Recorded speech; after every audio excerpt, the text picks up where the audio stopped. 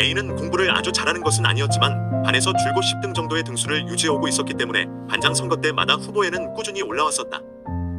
그런데 워낙 말이 없고 조용하다 보니 친구들은 A를 반장감으로 전혀 생각하지도 않았고, 그렇기 때문에 반장을 뽑을 때면 표 역시 주지 않았다. A는 학창시절의 마지막인 고3이 되었을 때 앞으로 다시 오지 않을 이 시기에 반장을 한번 해보고 싶다는 강렬한 마음이 찾아들었다. 겨울방학 내내 그 마음이 간절하였다. 초등학교 1학년 때 4명이서 돌아가며 하는 반장은 해보았지만 그 이후로는 한 번도 반장이나 부반장, 심지어 학급 임원조차도 해본 적이 없었다.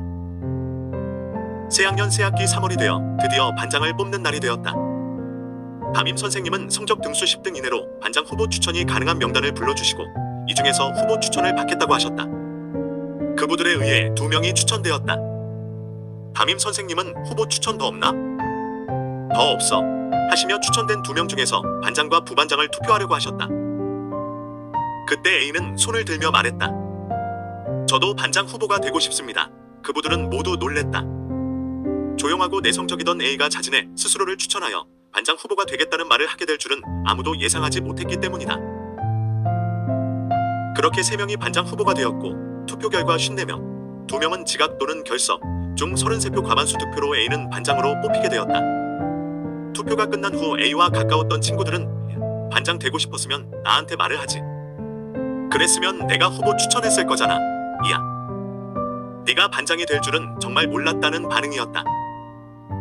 그때부터 A는 수업 시간 전후로 차력 경례를 시작하며 반장으로서의 역할들을 하나씩 해나가기 시작했다. 담임 선생님이 지시하고 요청하시는 것들을 수행하고 봉사하는 마음으로 학급과 그부들을 위해 할 수 있는 필요한 일들을 하나씩 하려고 노력했다. 어느 날 담임은 반장인 A와 부반장에게 수업 중에 졸거나 떠드는 사람 있으면 이름을 적어서 달라고 말씀하셨다. 수업 분위기는 늘 좋지 못했다.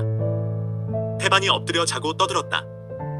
만만한 교과 선생님의 수업일 때면 그 정도가 더욱 심하였다. 아주 무섭고 체벌이 심한 교과 선생님 수업 때만 예외였다.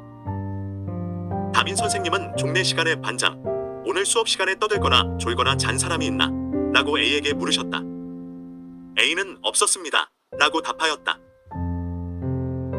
그 다음 날에도 담임 선생님은 종례 시간에 반장, 오늘 수업 시간에 떠들거나 졸거나 잔 사람이 있나? 라고 A에게 물으셨다. A는 그날에도 평소와 같이 수업 분위기가 엉망이었지만 없었습니다. 라고 대답하였다. 영어 선생님과 국어 선생님이 수업 시간 완전히 엉망이었다고 하던데? 지금 담임한테 거짓말 하나? 라고 담임 선생님은 화를 내며 말씀하셨다. A는 할 말이 없었다. A는 그때부터 깊은 고민에 빠졌다. 학급은 2학년 때 같은 반 그부들이 반을 바꾸지 않고 그대로 3학년으로 올라온 것이기 때문에 모두가 잘 알고 있고 친한 사이였다. 그 중에는 A와 1학년 때부터 3년간 계속 알고 지내고 있는 그부도 적지 않았다. 그러한 친구들의 이름을 적어서 담임에게 제출하는 것은 정말 어려운 일이었다. 죽을 맛이었다. 담임 선생님은 보통 이상의 원칙주의자이셨다.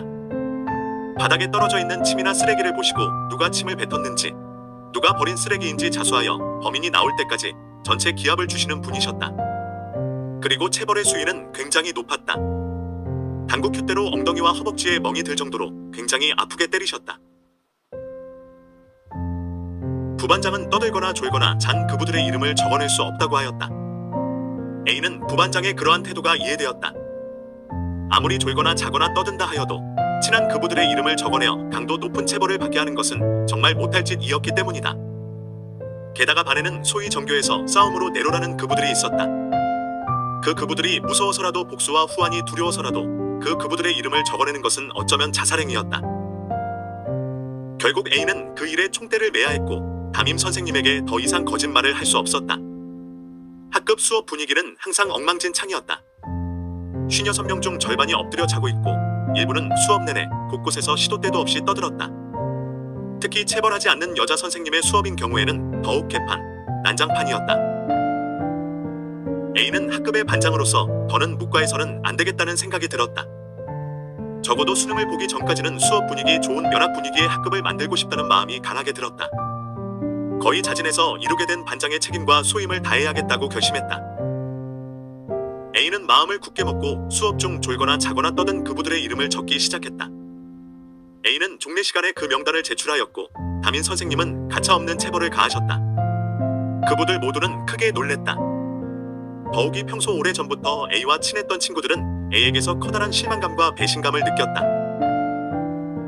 A는 반장이지만 외톨이가 되었다. 하지만 이대로 그만둘 수는 없었다. A는 그부들로부터의 외면과 협박이 두려웠다.